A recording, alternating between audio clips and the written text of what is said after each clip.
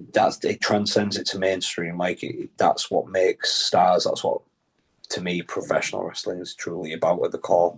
Robbie X is one of the loudest snorers that you will ever hear. We've got heat and we've got a lot going into this, and I was very confident in what we can do with some sports entertainment here. We're going to have them. In between all my All-Star dates, this was just on my calendar as a London show. It's like, great. And we're on our way there. And I found out, I think the night before, I got the email of the run through. I'm like, oh, I'm winning the championship of this place. Like, that's kind of cool. That's the secret. Getting more out of less. It's not necessarily it's more. It's when you can wrap your head around that of like, okay, it's making the most out of that moment, because that's the moment they're going to remember. Mm-hmm. So I've had 1,902 matches at this point in my career, which is I'm coming up to 19 years this month, at the end of this month, August. The main reason I always wanted to work for All-Star Wrestling was because it was the closest you could get to mimicking what it'd be like to be a WWE superstar on the road, like living what's it actually like to be away from your friends, away from your family. Hello and welcome back to another episode of Wrestling Wednesdays. Now, I'm very anxious. Don't want to fall out with this guy because he's an incredible heel back in the day, but also a very nice face. So we'll find out what mood he's in tonight, and I'll just try and stay very calm. But I'm very pleasure tonight to introduce one of my heroes in wrestling. I think he's fantastic amongst the British scene, and obviously, you know, people around the world will have seen him because on his social medias he politely mentions the fact he's wrestled in 9 different countries, and I wrote it down that 105 promotions on your social media, it says, and 1,901 matches, which almost sounds like a cricket player. Yes, you need to update that. So that's the thing. I'm very intrigued by this. I love the fact you've made a note of that, because that's not enough wrestlers do that. They keep a note of how many matches they've had. 3-time undisputed NGW champion, 2-time Progress Tag Team champion, former WAW British Heavyweight champion, first ever Progress champion, which is an incredible honour. Back in 2012, you were the first to get your arm raised with a belt there. One of Britain's best kept secrets. He is second to none. He is Nathan Cruz. Nathan, thank you very much for joining us tonight. Thanks very much, Martin. Appreciate you having me on. That's honestly genuine pleasure. As I mentioned to you before, I know I've had the pleasure of seeing you live. More than a handful of times, and every time I know you're on the card, it's going to be, you know, your match is going to rock, but also know that helps lift the rest of the card as well, because everyone, you know, truly loves and respects you. And, you know, you can see from the career you've had and all the people you've continued to wrestle over and over and over. It's no wonder you train so many people now as well. But it's a genuine pleasure to get the chance to talk to you tonight. I really appreciate your time. Very flattering to hear that, Martin. I've got to keep on your good side. I remember the heel days very well.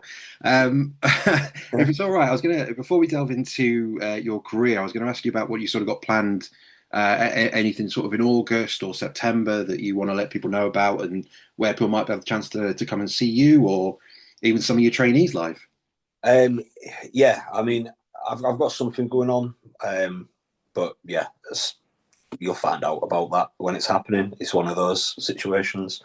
But yeah, in regards to my students, every Thursday they're getting to wrestle at the moment, and just a holiday camp called Tattershaw. But I think I always say this about the holiday camp show wrestling, is that people have such a misconception of what that can be because of like who they may have seen do it or where they saw it. But I think it's a great opportunity. I always saw it as to create new wrestling fans. This is just people at a holiday campsite looking for entertainment. This is the entertainment that's on. And you've got the brave mission of them being able to go out and convince them that, you know, when you leave this holiday campsite, there's this scene of British wrestling that you might want to discover, right? And they're getting that opportunity at the moment. There's a few of them that are getting to do things there for them. I'm, again, just proud of them all. I could go on a big list, but I mean, R&R, Yorkshire Tough as they are now. I mean, all 3 of Yorkshire Tough as well, if we're including Hardman Dan. He started with me as well. But I mean, them 3 and Vusic, those are the 4 straight away that I'm just like so proud of at the moment, of the things they're getting to do on the scene. I dare put my name to Ace Matthews. I know how much he gets under people's skin, but yeah, he's something so different to that as well. He's a great character, and I love seeing a return of that, because we kind of lost that. I felt for a while, anyways, that we started to lose some of the more interesting characters on wrestling shows, and it became, not necessarily it's a bad thing just about the wrestling, but he's really dialed in on that, and he's got, I just think he's got a great way of getting under people's skin. And so, yeah, I mean, I'm plugging my way with my students now, but yeah, go check them out, because I'm immensely proud of them all.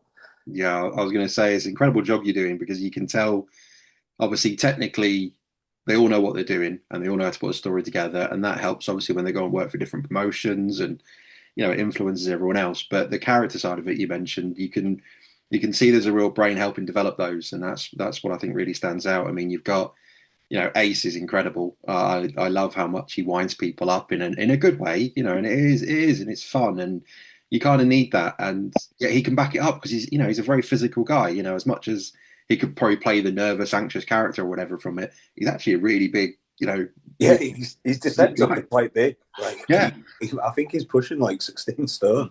Yeah, and it's all in his neck. Yeah, yeah. That's where his vocal cords. The vocal cords get a lot of the practice in. That's where the muscle comes from. Yeah, yeah, and then obviously Reese and Rogan, and HMD. I'm incredible. I'm an incredible big fan of those guys, and I think Reese and Rogan, tag team wrestling is very, very difficult. Obviously, you've had an incredible singles career, but you're also very well known for all the tag team wrestling you've done, including World of Sport and like I mentioned, the titles you won. And that's a real unique skill set that is probably, people don't really know, they don't really get into wrestling to know how to do that necessarily. They all think about a singles career, and those guys obviously coming in, and you put them together, it's just brilliant, and it's really paid off. They're having an incredible career. Yeah, I think I was particularly coming out of the lockdown, it's just seeing what they've been able to do in the last 5 years. Like, they've really taken a hold of it. I think they deserve more. I'd love to see them go further afield and get bigger opportunities at some of the more main stage British promotions, places like a Rev Pro, Progress. I know they've had little dilly-dallies there, but it'd be good to see them to really, get an opportunity to really spread the wings there and sink their teeth into something, just because they are so talented. And, and I always say, like, out of the two of them, Rogan was definitely the more natural.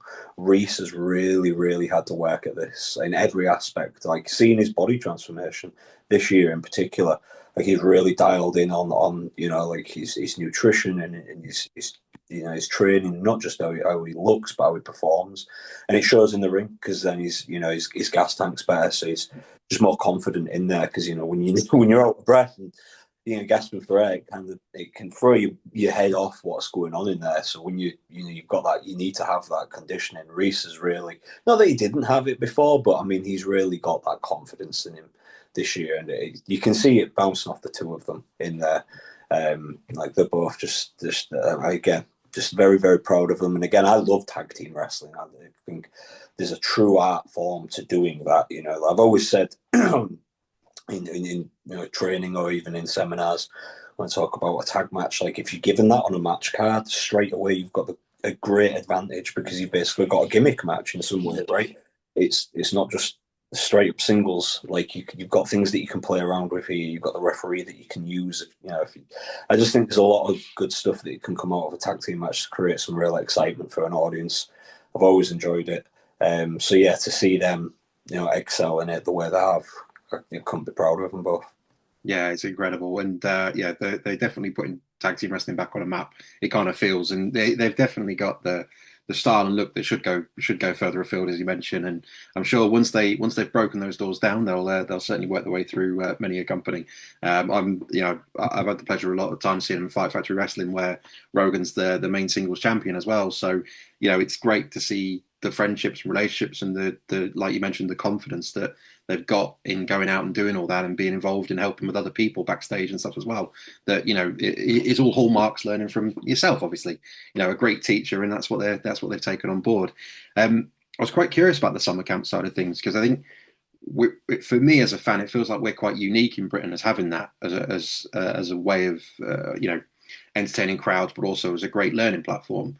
Where you've been abroad and obviously worked in America and all throughout the world, I appreciate, obviously it might be a bit difficult, but some American places do have a bit more sort of seaside style resorts. Have you ever seen anything similar to that during the school holidays, or is it very much, like I, as a fan, would believe, a very British culture? Yeah, it is, and that's why they all come from all over the world to do it. Like, some of the top stars of today I got to work with on those shows. You know, from Jay White, Cash Wheeler, Hiromu Takahashi, there was, you know, John Schuyler. There was so many people from all over the world. I mean, Finlay came back. Like, he got released to do it from WWE in 2012, and then he came back for a bit, and he wanted to do that. Like, that's what he wanted to come and do. We got to learn from him. Why, you know, it's just great experience in that sense because, like you say, it is so unique. It is so British. It's the only. That is why you have people from Japan, from Mexico, from America, from Canada flying in because they're going from Europe just because they wanted to be like. I remember Brian almost complaining about it. He'd say, "Oh, my emails is full. Everybody wants to be on the summer." And you know, at one point when he was running both the Butlins and the Havens, it was he had so many wrestlers that he gave jobs to for, you know, well, he had like, I think it was like 8 or 10 runs or something like that he had to, you know, fulfill like 8 shows a week minimum for the majority of them. And so, yeah, there was a lot of guys that came over, and they all speak highly of it as well, of like the learning experience, particularly those that have gone on to WWE. I think one of the biggest things, and it was what the main reason I always wanted to work for All-Star Wrestling, was because it was the closest you could get to mimicking what it'd be like to be a WWE superstar on the road, like living. What's it actually like to be away from your friends, away from your family, living out of a suitcase? Like, you might be only doing it on this tiny little island that England is, but it's, you know, still in that sense, you know, instead of having the flights, you've got like 4 6 hour car journeys from at 1 a.m. and getting in at stupid o'clock, all that.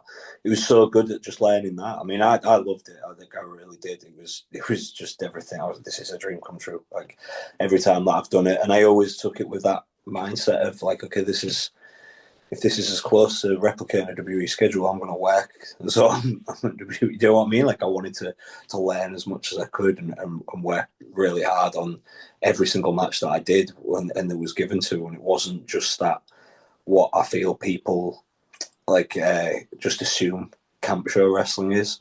It was taking that and then, you know, giving. Brian would always like wanted 20 minutes of action, and wanting that crowd entertained. And it really was. It was just a great learning experience, and I got to work all those names I just mentioned. I got to, you know, work with and learn from, and in some cases make friends for life. And it's just such a wonderful experience. And again, something that in this country, I think it does need protecting, because if used correctly, it can help give people an opportunity to legitimately be a full-time professional wrestler. Like that was from 19 up until lockdown, minus I think like 18 months when I was getting a bit of extra money for a mortgage. Pro wrestling has been my full-time income, and they were a big part of it. And I didn't have to just rely on the gimmick table and, you know, like going out. But that was all supplement. Like, I knew my guarantee by how many dates were in my calendar and how, you know, where I was going and stuff. And yeah, it was just a wonderful experience. One that I think it should continue. The wrestlers will be better for it, because you just learn so much about how to do matches and, you know, how to protect yourself as well in doing so. Like I say, I've had 1,902 matches at this point in my career, which is, I'm coming up to 19 years this month, at the end of this month, August. And touch wood, I've had a couple like nasty injuries that have hurt, but nothing that's required surgery. I've not, you know, and I credit again that to learning how to provoke reaction without having to necessarily break my neck or whatever I might have to do. Do you know what I mean? Like, I'm saying guys go out to do that intentionally, but yeah, there's a lot to be learned from them. And again, just so it's one thing that I'm so proud of British wrestling for having, and we've had it for like 5 decades or something stupid like that now. Yeah, I mean, it's an amazing thing. And like, obviously, when I hear from obviously all my friends and any colleagues that have, they know I'm a big wrestling geek. And so if they ever see anything, they're like, oh, I went to see the wrestling and the kids really enjoyed it. And they're like, they want to go to a show now, like you mentioned. And it's like, that's brilliant. But it's the fact that it's not just the kids that enjoyed it. The parents had a bit of a switch off, and they're like, oh, this is totally different to what I thought it was going to be. And I really enjoyed this. And I could certainly easily spend a weekend afternoon the kids and enjoying that. And I'm like, that's brilliant. That's what it is. It's storytelling and an art form. And I think that's where the summer camp experience can bring that emotion to it, can't it? So yeah, it's great to hear how much it's had an impact on your career. And you know, obviously, you're very unique though, because you've got a very strong mind for understanding wrestling and a real passion for it. And obviously, that's probably where the lack of injuries and knowing how to use your body or how to work a crowd and the whole less is more mindset of what people say in WWE and training and whatever is. I think that's getting more out of less. That's the secret. Getting more out of less. It's not necessarily is more. It's when you can wrap your head around that of like, okay, it's making the most out of that moment because that's the moment they're going to remember. Mm-hmm. What's the point in us risking a couple concussions and a neck bump in the middle of this if the actual thing that they're going to remember is this, and we can figure out a safer way to get to that? And it is, and a lot of that, like you say, I might have developed that mind, but I had great shooters. Like on that All-Star team, I was very blessed when I joined at 19. That Rampage Brown took me under his wing. Like he saw, we were in the same car with Team Yorkshire, which was like me, him, Colossus, and Bram, and we would, he would just be. He was so good at teaching me so many great nuances to this job.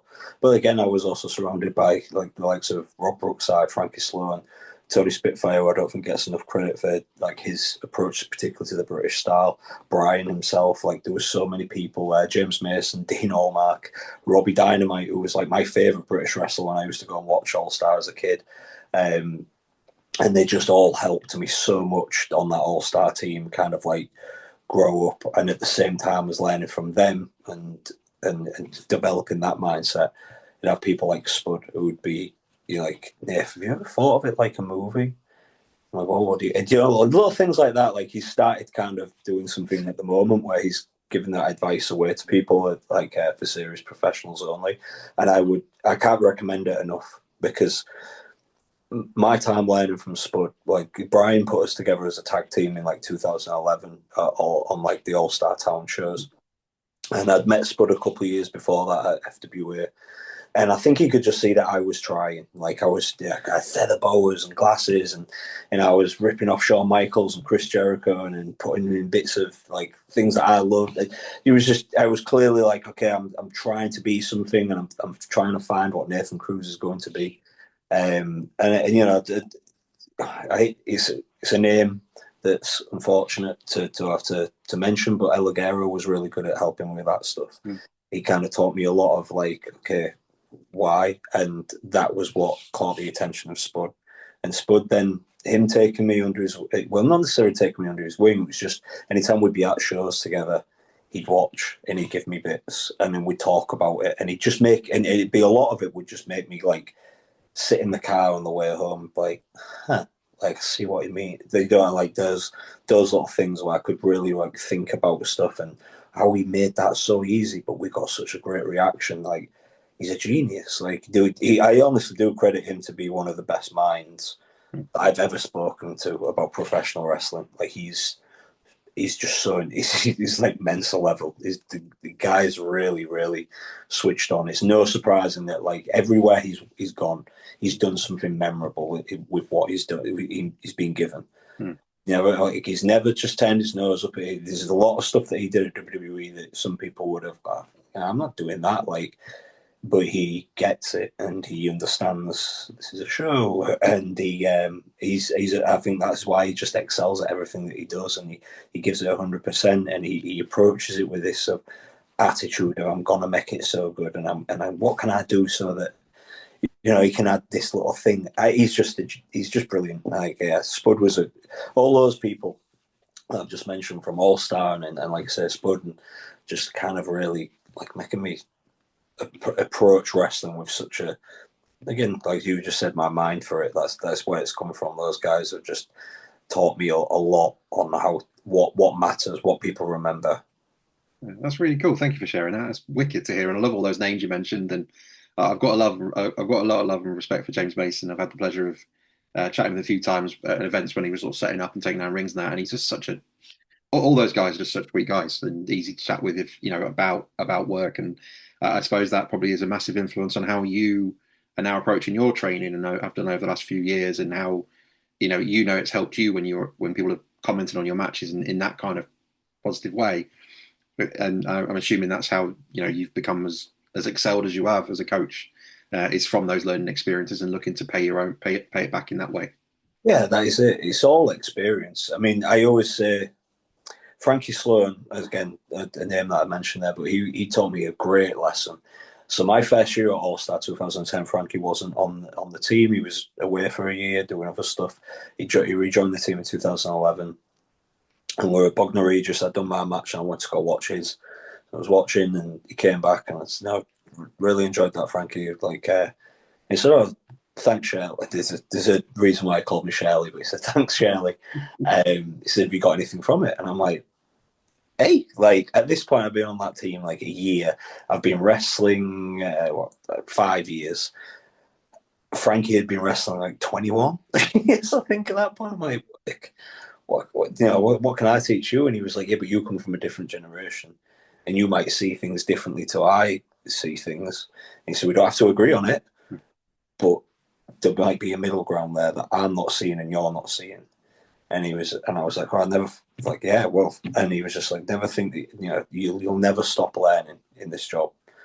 Don't ever forget that. And it was, if anything, it's a great life lesson as well. You never stop learning in life. Like society grows, you grow with it. Yeah, just wonderful people in that sense of like really instilling some good, just good thought process, really.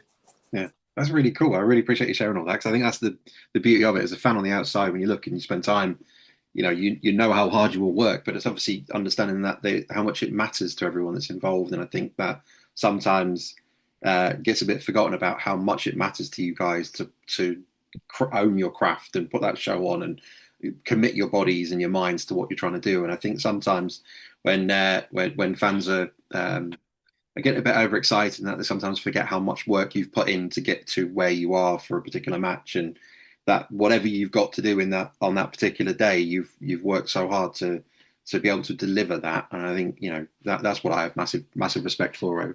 All along, I know how risky it is, so I really do respect everything that goes on and how you think about things and the communications backstage. It's really, really cool.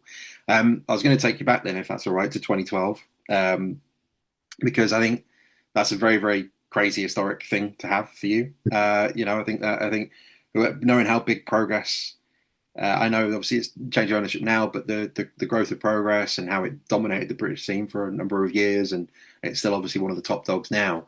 What was that like for you in the days of Islington in 2012 and winning the tournament to become the first Progress champion? So I love telling this story because I love their journey and I love that I was part of it. But so at that time in British wrestling, we had a lot of new promotions that would just prop up and you get a booking, but it might not, it might be one off, it might be 2 shows and then that's it. They're dead, because they realise they're just a fan who's got money but does no real business sense, so doesn't know how this is ever going to have any longevity. Sure. So in between all my All-Star dates, this was just on my calendar as a London show. It's like, great. And we're on our way there. And I found out, I think the night before, I got the email of the run through. I'm like, oh, I'm winning the championship at this place. Like, that's kind of cool. Yes, like, whatever. But, it was because you don't know what it's going to be. But then when I got there and I met Jim and John, I just got a really good vibe off them instantly. And just so, very, very kind, which is in pro wrestling, particularly then. Well, I mean, I don't want to knock promoters that way from saying that they weren't kind or anything, but not that approachable. These guys were just so welcoming and so, like you just said about how much you appreciate what we do. That was evident from the beginning with those guys, how they treat us. That was the first time I'd ever wrestled at a show where I got backstage and the fridge is full of bottles of water and energy drinks and this fruit for us, and it was in catering, but there's something and you're like, wow, fucking hell, no one ever does this for us, no one, so thank you, this is, and giving you a t-shirt of the show, just sort of things like that. They just you felt appreciated the moment you got there. So you want to go out and work your fucking ass off for these people because they're already, and I found out from them that they come to an All-Star show at Gravesend, I think, and when there was researching what talent they wanted to put on, they saw me at the show, and that was when they were like, Nathan Cruz is in our roster, he's going to be our champion, because there was, impressed with what they saw that night, which was always really flattering to hear. Like, again, at that early stage of my career, because I know that match that they're on about as well, and I'm like, I thought that was like, I've had better ones, but like, fair, cool, like that was awesome. But yeah, we do the talk. I did the first match with Colossus in the opening round, and it was like, we came back, and I was like, "Whoa, that crowd's different." It was like my first time really experiencing like working just in front of a die-hard wrestling audience. Like, I'd done wrestling fans, but there was always like family events. This was like my first time doing an 18 plus, and it was new territory for me. And so when we went out and did the final, and then in particular, I always think of like chapter 2, like Marty held my hand at that time of my career, because I like I say, I was kind of learning on the job that style. Like, I had ideas and I'd done main events at NGW, so I knew I could deliver some of those type of matches, but I needed help still. I was still, in the early stages of this, and he was influential, and he was just so good. He was so giving as well. Like, he didn't have to be, but he helped, like that first title match, in particular. Like, I thought that he was just he made me look like a champion.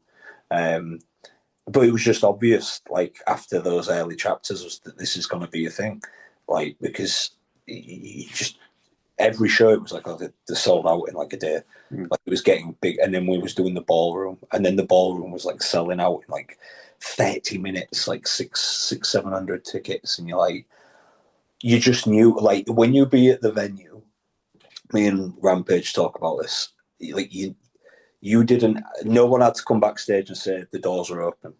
And it didn't matter where you were in the backstage of the ballroom.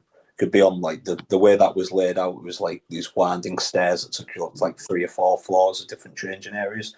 You could be on the 3rd floor in the shower, and you just feel this energy, it consume the building, and you couldn't help but be motivated. Like, everybody there wanted to, like, find what it is that you're going to be, and you're going to be the absolute best at it. And it was just awesome. It was just the stuff we did in the Origin in particular is maybe the most fun I've ever had in a wrestling, like, in a show environment, because like, it was just, we had them. When you've just got that type of heat, and you can just have so much fun winding them up and getting under the skin. And like, I remember some fans saying, like, they've got a lot of heels at Progress, but Nathan Cruz is the only one that makes me want to get on my seat and physically assault him. And I'm like, that's the best compliment I can get. Like, that's so cool. Like, that's what I want. The look. It's just, he don't have to say anything. Just look at us, and I've worked on that. I've thought about this stuff. It's all premeditated. But yeah, well, I'm going to look at you, and in my mind, like, that's always something I teach students is, if you believe it up here, it'll register here, which will register to them. Mm-hmm. So I'd be looking like these, absolutely. What you just said, when fans are overly critical, I just assume that that's every single person in the ballroom, and I turn my nose up. You have no time for you. You have no idea what it's like to be me, and then just be that elitist prick, turn it up a bit more. And it was just so much fun. I was talking to my wife about this the other day. There's a picture that James Musselwhite got, and it was when we lost the tag team championships to the London Riots, which was probably my favourite match I had at Progress, just because it was super strong style. Mm-hmm. And at the end of night 1, they've seen a lot of wrestling at this point. And I remember, like, the Riots were a bit concerned about, like, I think they're going to be burnt out. But, and this is no disrespect to anyone in the tournament, great workers, all of them that got selected for that were always the best of the best. But their story's the tournament. Do you know what I mean? Like, we've got heat, and we've got a lot going into this, and I was very confident in what we can do with some sports entertainment here. We're going to have them. And then there's this point where there's this near fall where I'm kicking out, and this is the picture that James Musselwhite got. It's my arm in the air as, like, he's on the kick out, and you can see everyone in the ballroom. No one's on the phone or distracted. Like, and if they are, they're taking a picture. Like, they're in that moment, and they're like, like the reactions to it all, and like I always said, if I ever become a dad and they'd say, "What did you do as a wrestler?" I mean, that's what I did. People fucking feel something like that. That's what we do. Like, all my favorite matches are when I lose as a bad guy because of that. Because I could, that excitement that I get to create. Like, it's infectious. Yeah, that's that picture. I'll always love James for getting. James is a wonderful person. He was great to work with, but that I'll always love him for getting that picture because I just think it's pure art, like, and everything of that, like the art of the picture, the art of the moment that we created, the art of the progress. Like you just, like it was in the garage in Islington, and now here it is in this state. It was just once upon a time was just London show in my calendar, and then it was this thing, and it was, and we had a great roster there. I'm going to end up. I could go on forever, like, about the roster that we had there as well. I love Mark and Vicky Haskins like so much. Like, they're great people, and just having those guys backstage, like Flash Morgan Webster, Mandrews used to make me laugh quite often. Eddie Dennis, we just, I know, Rampage again. He's like my brother, like, in that sense, my big brother. It was just, we had a great roster of talent, and everybody was just loving the British wrestling boom, as they called it at the time. We were very aware that we were in it, and we were making the fucking most of it. It was just cool. It was just so cool. Yeah, it was. It was such a. It's hard to bottle things, isn't it? But like, if you could, any of the events for Progress for those few years, the atmosphere, if you could have bottled it, that would be valuable to the tilt. I mean, I ended up going to a random sort of almost training show, I think it was, for Progress in Balham, and Eddie was the compere for the night, and there was just 3 or 4 matches on it, and it felt like a few trainees. But even the atmosphere there, because almost everyone that went to it were people that would go to Progress shows all the time, and they almost had like a badge of honor of, you don't want to miss one because you want to go, yeah. This one. And you listen to these conversations, and you're like, you sound like girls when they're talking about boy bands. And I'm like, but you're so into this, and this. I'm not bothered about any of the wrestling. I just want to make sure I go to Progress, and that was almost like what they would be like. And so when you go to one of the shows, you soak it all in, and you can't help but be drawn along by your storytelling. It was an immense time. It was. Like, I'll be forever proud that I was part of it in any way. Again, being the first champion, that's always cool. That's always, again, James Musselwhite, he got that awesome picture of like all the champions, and the side profiles like me looking down, and then it's all of them like after. And that's, I'm part of history in that sense. And that's really cool. But it's everything that I got to do there. I just loved it. I had such a good time. The reason I left in 2017 was just because it was around the time that I just failed my medical for WWE. Progress was very, very close with WWE at that time, and it was just too much. It was a bit overwhelming for me, if I'm completely honest. I was, and I couldn't deal with it, so I wanted to get away from there for a while, and it was just one of them that nothing really resurfaced between us until 2023, when I did the comeback in the Strong Style tournament again, but under the new ownership with Royals. Yeah, I mean, I wasn't obviously, like I mentioned to you, I'm quite positive when I come to my interview, so I wasn't necessarily going to bring up your the health issue in 2016. Obviously, I know, I can imagine, getting the chance to talk to you now and listening to you talk before on videos and interviews. I know how much WWE influenced you as a kid and getting into wrestling. So I say, I'm gutted that didn't happen, but we're there's. I appreciate, obviously, it would have had a toll on you. So, I'm sorry to hear all that. And it's amazing to see what you've done since still, though. It's not like, I appreciate it. But you've been able to build loads. I'm at a much better place with it now. Like, I can talk about it quite, in a much different way to how I used to be able to. So yeah, don't worry about bringing it up. It's cool, honestly. Okay. Cool. Well, I mean, one way to obviously help, so I do want to talk to you really about the Screw Indy Wrestling, but you brought up 2023 and the fact that you had the comeback. Not some unknown guy you wrestled. I don't know if you'll have already heard of him. Just some random wrestler you came back and competed with in 2023. Any memories of that match at all? With Will, yeah. Mad did, because like, I think that the opportunity had come up for me and Will to wrestle a few times over the years, like when our paths had crossed, but then it had just not happened for one reason or another. and now Will's the Will Ospreay that he you know, but even he gets better every time he wrestles. But in 2023, like you know, it really was this complete star and this incredible once in a lifetime sort of wrestler.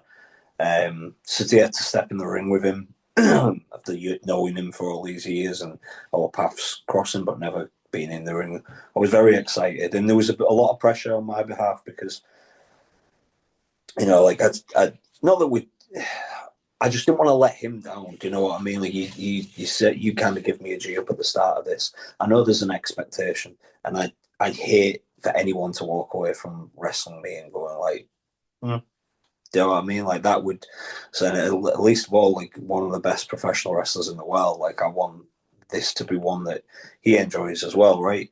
But that same day we lost Brian Dixon.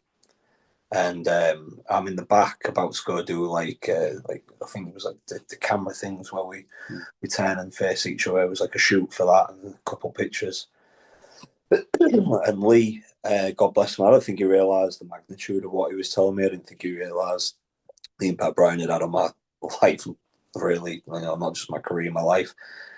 And and he just said, "Oh, Nathan, you might have known Brian Dixon.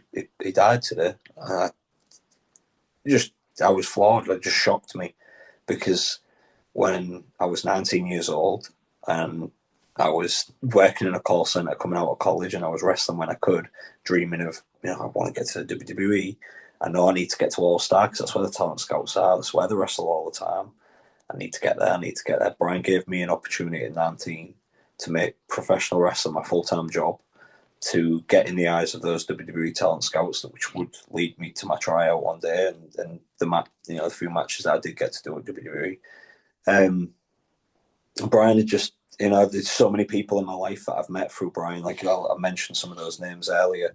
I mean, Cash Wheeler and John Schuyler, two lifelong friends. Like I love them two guys, and we met wrestling for Brian. So he's just all of a sudden there's just, I know I wouldn't be the wrestler I am today if it weren't for Brian. I wouldn't have been first Progress Champion if it weren't for Brian, right? It was at Brian's show that they saw me. So it was just a lot at that moment to kind of take in and then be like, and you're wrestling one of the best professional wrestlers in the world. Like it was mad day, really fucking mad day. But again, Brian's daughter Letitia has told me like how highly Brian thought of me, and I was very fortunate that Brian got to share that with me the last time I saw him in Durham, and he didn't really give compliments often. So for me, like that day was, you know, you were one of Brian's guys, like his favourites. Like go out and show them what Brian saw in you. You know why Brian would believe that you deserve to be in the ring with Will Ospreay any night of the week.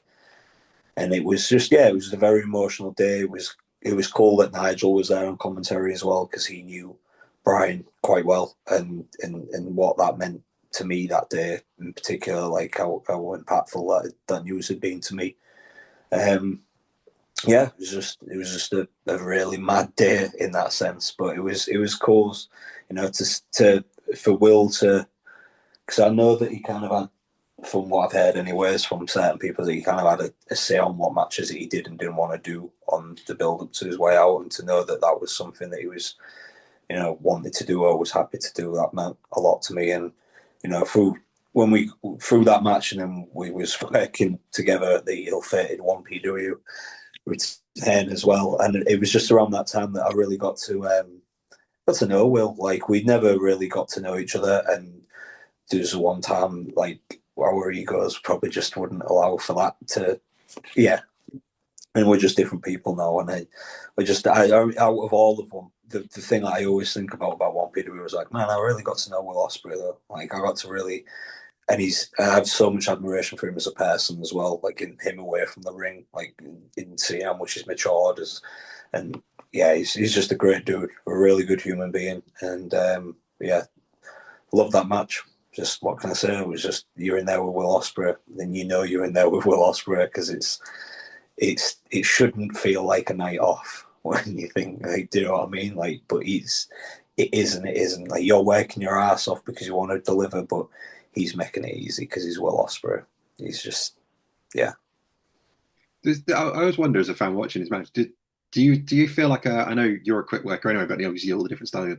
Does it feel quicker when you're in there with him, like because he's very very fast all the time, or is it just you set the pace and you just? I'm not going to give it away. He's you know it, but you know when to meet it, if that makes sense, as much as I can. Do you know what I mean? Like, but at the same time, I've wrestled one of my best friends I've made in wrestling. Is Robbie X. Love that guy so much. Like, we've basically grown up together. We met when I think I was 18, he was 14. And we've been friends ever since, and spent so much time together on the road for NGW when they had the Butlins run, and when we did the WOS tours and stuff. And we wrestled together a lot on them. And Robbie, quick, let me tell you, like, and in particular when he'd get like to like week 2 on them Butlins camps for NGW, and everyone is you fine tuned at that point. Like, we're going.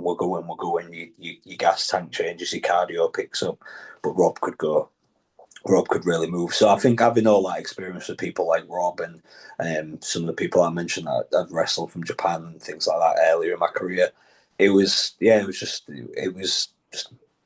easy to adapt, and he makes it easy as well, like, which helps. Yeah, that's cool. Obviously, you mentioned Robbie X. He's a Lincoln lad, so I'm very big fan of his. And I went to the one BW where it was him and Will Osprey, and I was just it's weird because obviously I watch him a lot at Fight Factory, and I've seen him in different shows. And then I even remember going back in the day, Global Force Wrestling, when he was on as a villain in Grimsby, and I'm like, this is brilliant. He's a Lincoln lad. I can't boo the Lincoln lad, but we're in Grimsby, so everyone's booing him. But I just find he's another one like yourself, where I just think the world is the oyster for guys like that, and just deserves so much. And it's great to see some of the new countries he's been working in the last couple of years. But he's someone else like yourself who should be in big matches on big events all around the world. I mean, I'm very excited for him, what he's got going on with New Japan. I think this is going to be when the world really pays attention to Robbie X, and again, rightfully so, for somebody who's worked so hard for so long. And he does. He fully deserves it. I just love that guy. Just Robbie X is one of the loudest snorers that you will ever hear. But despite that, I always chose Robbie to be my, like, who am I rooming with? Rob, you want to room together? Like, always wanted to room with Rob. Just even despite that, just because I just love the guy. I've like I say, we've grown up together. We literally have gone from teenagers to men, and in professional wrestling. Do you know what I mean? Like, paths always crossed. Like, even when I did Allstar, I'd still do like other shows like NGW, Southside. We'd see each other and them, and yeah, it's always just to this day. That's who I train with. Like, me and Rob would go and train at the local academy in Grimsby when we've got and we've got some spare time, and we'll just do drills together. We'll just wrestle around together. I trust him, and just love him. Love the guy. Yeah, that's awesome. Thanks for sharing. I love that. Although the quote now about him being the loudest snorer will be the clickbait video. He is loud, but I don't know if he's the loudest. The loudest is Colossus. Colossus Kennedy was ridiculous. I would literally put headphones on and listen to music because it would be easy to sleep to that. And love the guy. In 2011, me and Colossus, we sat and worked it out because we were wrestling so much for Brian at that time. We saw each other more than we saw our families, our girlfriends at the time. Like, I think we'd worked out it was like on the road together for 198 days or something stupid like this. And we just spent that time, as much as you love wrestling and you get along with each other, you also habits that you both do just wind each other up. So you do them more. Again, big brother, little brother situation, but the ones that would happily just piss each other off. But I love him, someone to this day. Like, I love catching up with him. But I felt World of Sport had the opportunity to replicate the British summer camps and had all the impact, and it went down the family-friendly route and it tried to be a bit studio recording. I've read interviews where you've talked about it and the disappointments to it, but what was it like when, before it happened, what was it like when you found out the news was going to happen and you were going to be part of it and you were working with Adam Maxted and going into it, how excited were you? I suppose is what I was going to ask. I mean, yeah, it was history making. It was massive, and it was one of them things where you start believing in the power of manifestation. Of like, because we so many of us have talked about it for years. Like, you think with every with the British boom really started happening, you'd think ITV would probably think about resurrecting that at this point, right? Like, seeing the excitement it's getting, seeing the revenue that WWE is making when they come here, like, there's clearly scope for this. You're all looking at Butlins and how much they're making, like when how popular it is as an attraction there. So it was something that we'd spoke about as talent for years.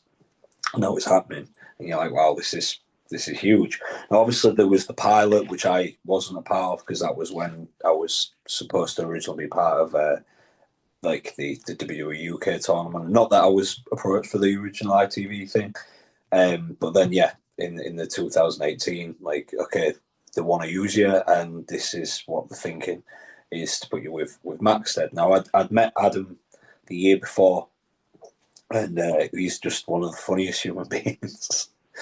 God, yeah, just a great person again. Like, yeah, one of my favorite people that I've spent time with on the road is Adam, and I loved wrestling him. Like, because I think I loved wrestling Adam so much is because I could see his progression. Like, from the first time we wrestled, he was he could get around, but there's clearly some things that were missing, and his memory wasn't like that good, which never is an issue with me. Like, particularly when we're doing like those Butlin shows and these huge crowds that are making a lot of noise. Don't worry, I'll talk to you out there. Like, we'll make up as we go. And he always appreciated that, in that I could help him learn on the job, so to speak. So we already had a great relationship going into this, and a friendship. So I was like, well, yeah, this is like that's going to resonate on TV. That me and Adam enjoy being around each other. So. And when they said like they wanted to be a bromance, it was like, so like I can think back to like the prima donna character that I used to do, bounce off Adam, and just how Adam just is at times, just to make us laugh. So yeah, I was just excited. I was like, this is so much fun. Like, I'm getting to be part of history. There's a lot of people here that like friends of mine, like Robbie, like Rampage. I'm getting Gabe that I'm getting to share this with, which is cool, and we get to hang out and make a bit of money and be part of history. And everyone there was a real good buzz. What I really was proud about it was there was a clear team effort to make the show good. It was not about anybody like being one person, being the biggest star or anything like that. That wasn't important. What was important was making the show good.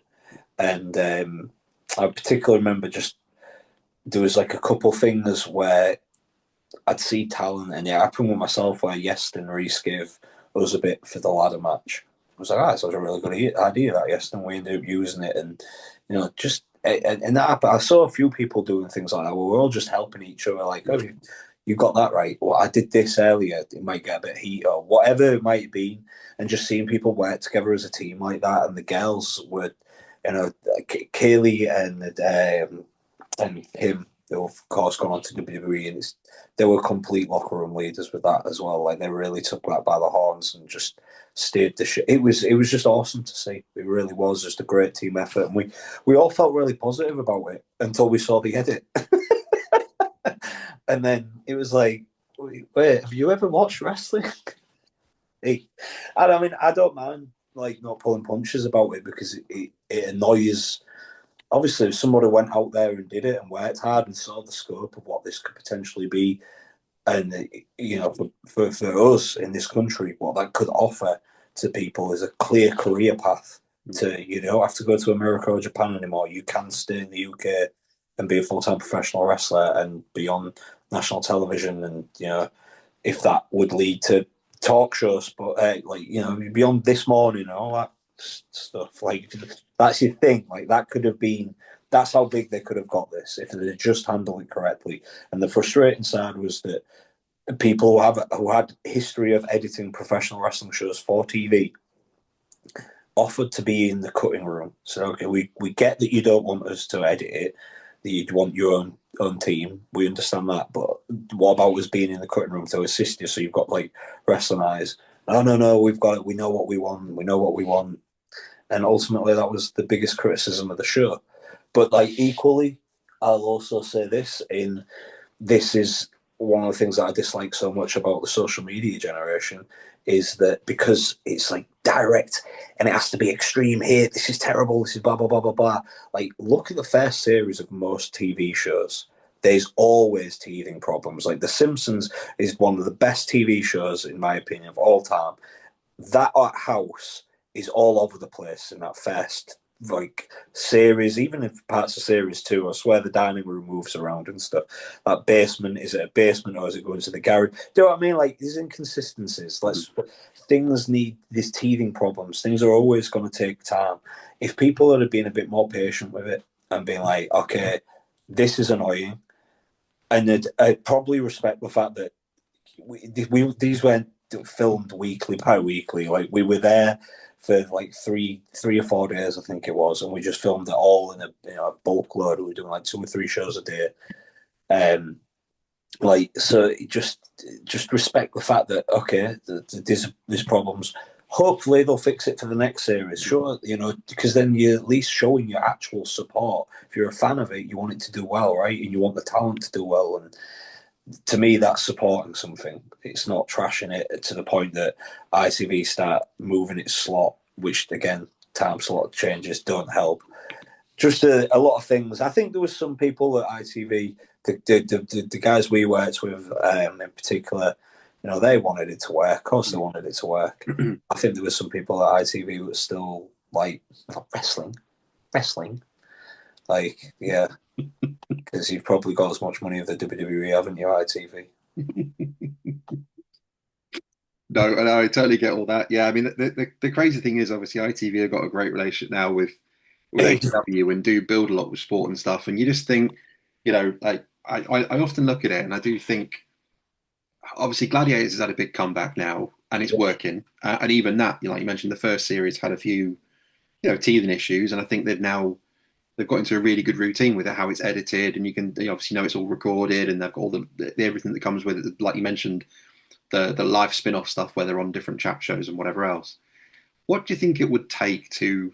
This is probably too big a question to ask for tonight, really, but what would it take to get a British wrestling thing on mainstream TV? Because you have, the NGW stuff, the North Wrestling, BW, and so on. They're all on TV channels, and they've all got great content. Fight Factory, obviously, my local company, the one you've worked with recently, the stage setup and everything there is fantastic. It's got a great feel. There's such good production value to so many companies around the UK, but for some reason we don't seem to get it right. What do you think's missing when it goes to that mainstream? Do you think it has to go down that sort of Gladiator style, really over the top family kind of show, or do you think if it was given time and a weekly platform all year round, like WWE is and AEW is, that eventually it will just work out? That's what it needs. Yeah, it just needs people to just take a step back and be like, okay, like, there's clearly popularity. Like you just mentioned, AEW was on ITV, and I love that we're getting wrestling on TV. But there's also that part of me going like, I get it, this is cheaper for you. You just buy it in. You don't have to have crews there and stuff like that. But as a British wrestler who cares about the British scene, come on, guys, like, just give it another go. Just, and I do think it's going to take something like that, but it's going to need it to be partnered with a streaming service correctly and marketed correctly and things like that. It's because that is the generation we now live in. When people are still trying to chase TV, it's like, cool, but do people really watch TV now? Like actual TV? I don't. I know I don't. Like, I turn on a streaming service. I watch YouTube. I watch Prime, and I watch Netflix. I watch, I watch streaming services. I don't watch TV anymore. So, like, I think that's what it's going to take. It needs someone, with the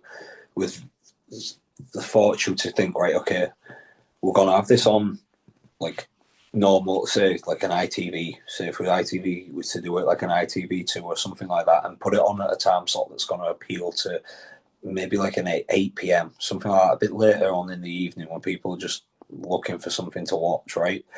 And then on top of that, heavily use the YouTube channel for it, and then market a live tour. Like WOS did do a live tour, and that was, I will say that, like, that was awesome. That live tour was something that was some of my favourite memories on that tour, with, you know, again, of the team, but the audiences. The one that we did in Blackpool, I can't remember the exact number, but it was like 3,500 people, something stupid like that.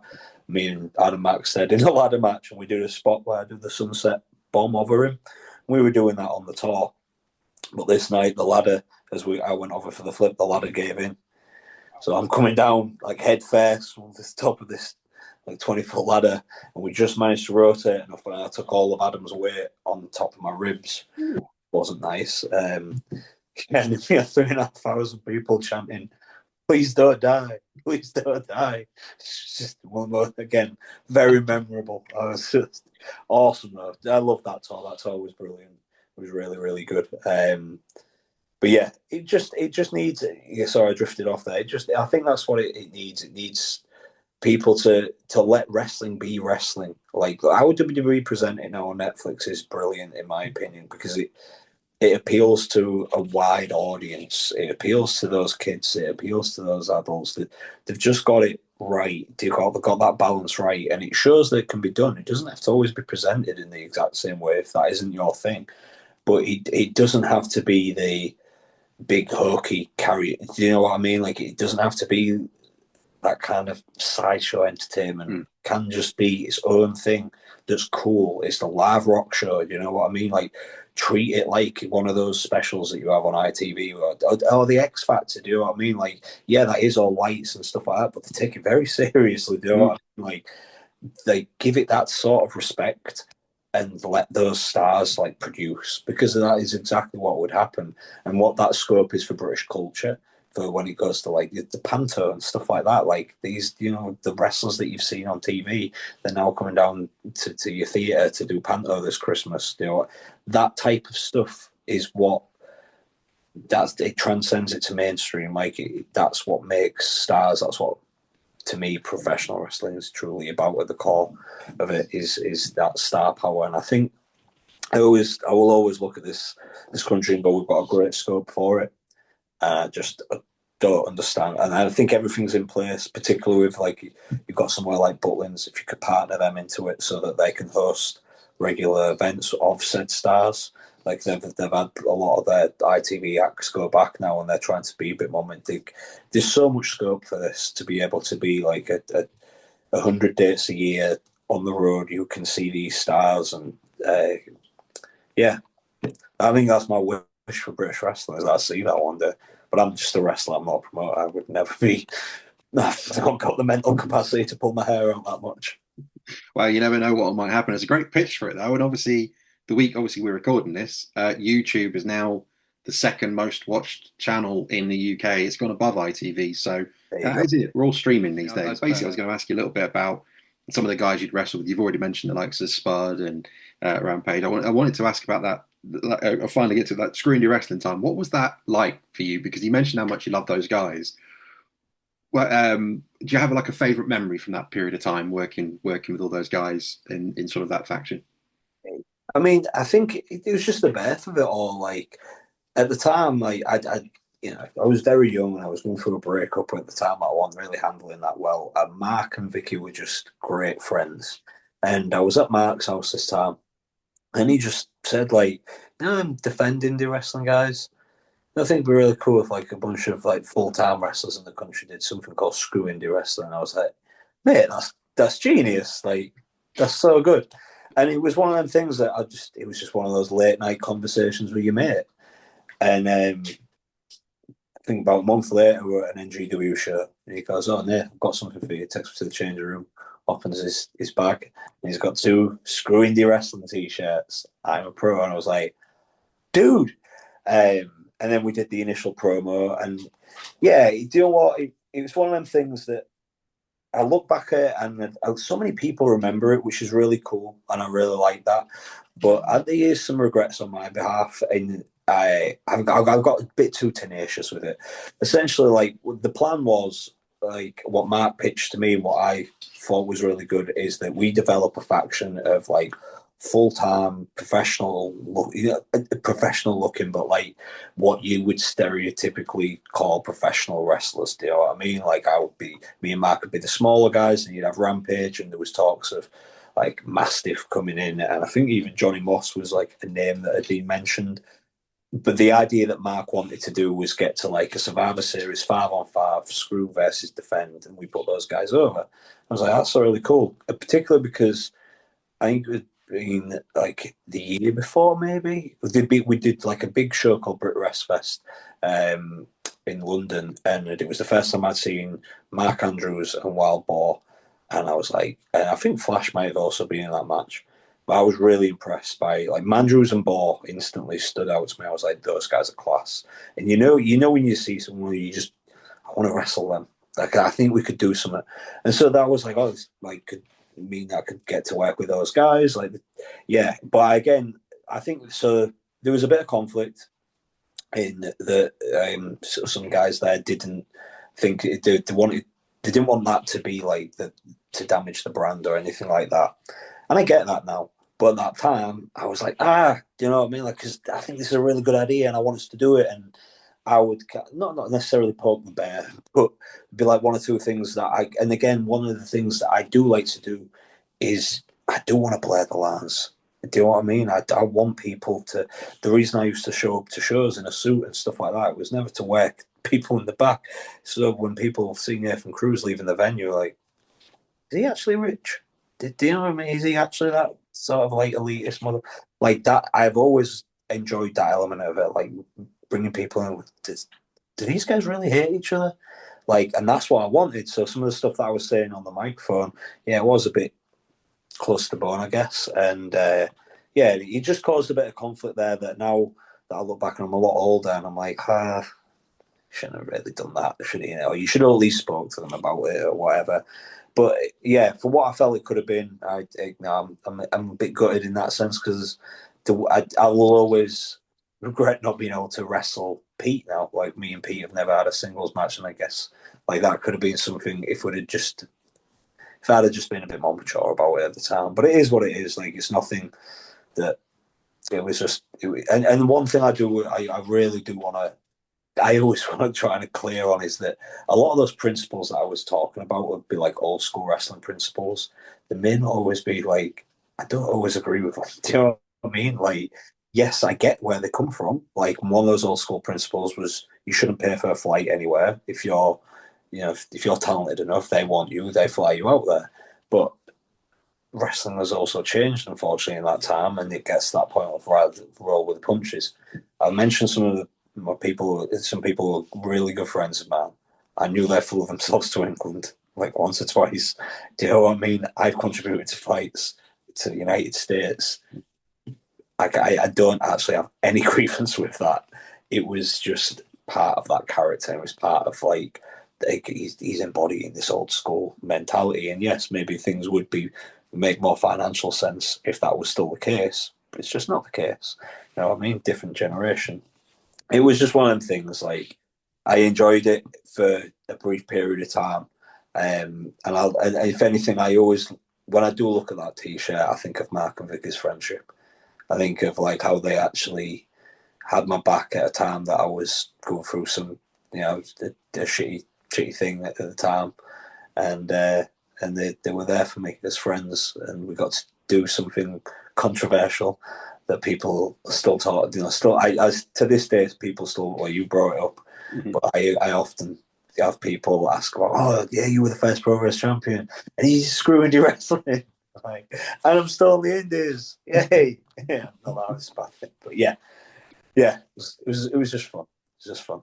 Wicked. Oh, thanks for sharing all that. I mean, I suppose I'm quite curious in terms of like I said, I wasn't going to bring up the sort of 2016 and WWE scenario, but in terms of looking forward, obviously, because you're on 1,902 matches now, like you say, and not, all the countries you have been into involved. Have you got any sort of goals you still want to try and sort of manifest or focus on? Any different countries or promotions you're thinking, Yeah, like cause you look at like the growth of North and stuff in England, but I look at all the stuff in Germany and all these other countries, and they've got these shows keep getting bigger and bigger, and I'm like, oh, I'm going to those.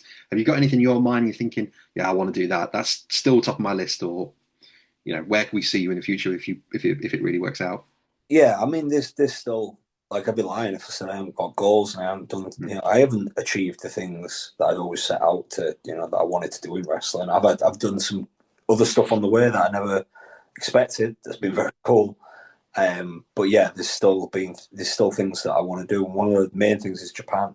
I've never Mm. wrestled in Japan, and that's always, yeah. But and the landscapes is just different now because social media is such a driving force behind it, and I'll hold my hands up fully. I'm not very good at it because I don't really like it. Like, it's just, to me, it's this thing that kind of distracts you from the real world around you, and I'm very much trying to live in the real world, and it's just one of them things now that it's trying to adapt to that, get people to like run my Twitter page and things like that, just because I'm just useless at it. So yeah, but no, yeah, that I've got other goals and things like that that I still want to work towards, and that I feel like I'm still, I'm doing right. I think I'm on the right path here to making them happen.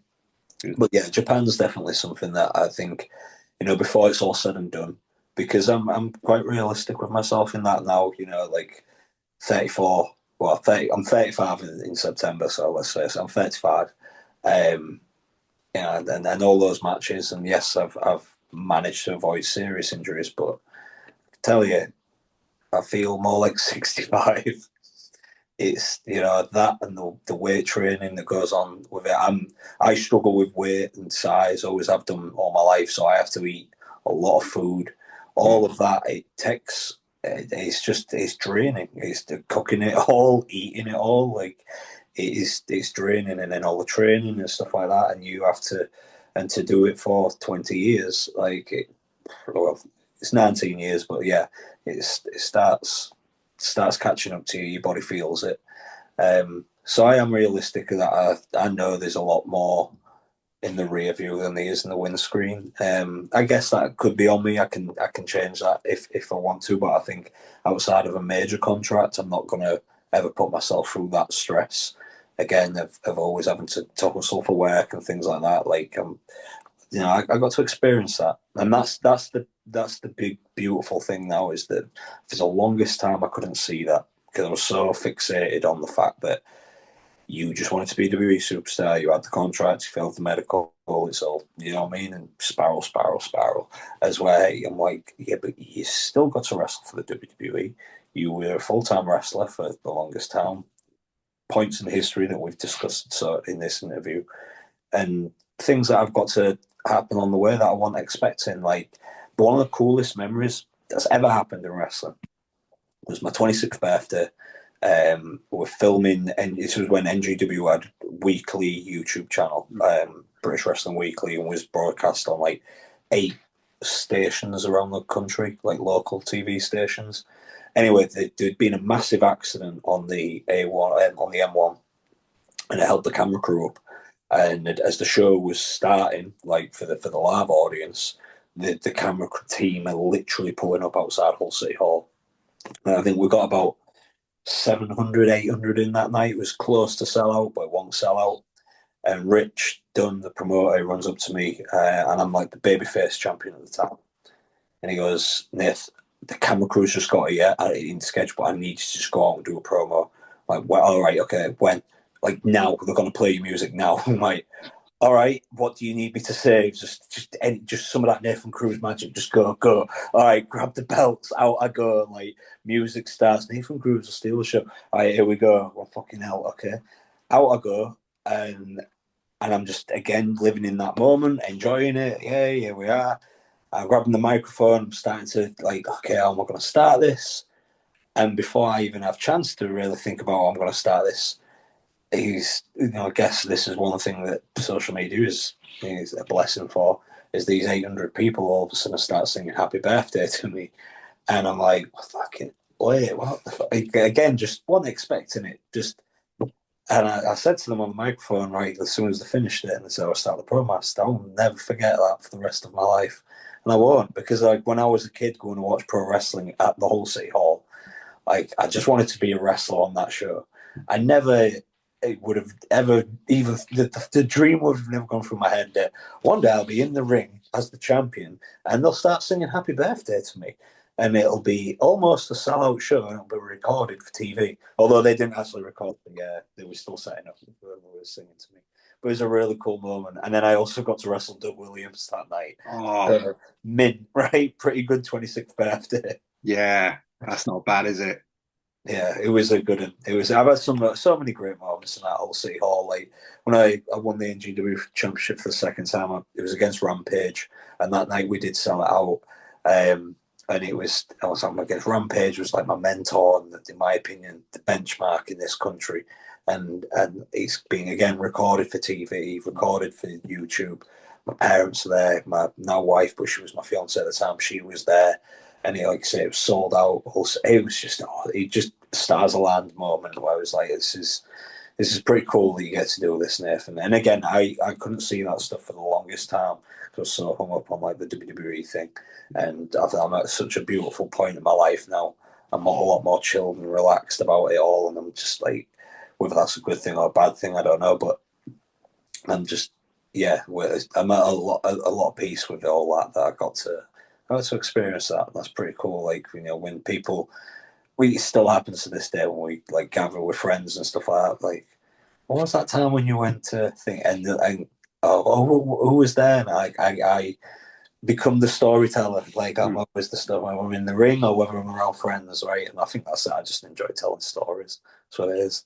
Well, you're a master at it, and I'm really pleased. As I say, I'm gutted and sorry to hear you went through what you did with in 2016 and the difficulties of trying to get out of it. But it's very hard to reflect when you're in a moment like that, and it's just like you say, it's good to talk about it because there might be people that listen and having similar scenarios in their own work environments and might have missed out on their opportunity, and they can listen to someone like you or they all look up to, who is a tough guy when they see him in the ring and backstage, but actually you're a human being, and it affects everyone when they have something that is taken away from them for something out of your control as well.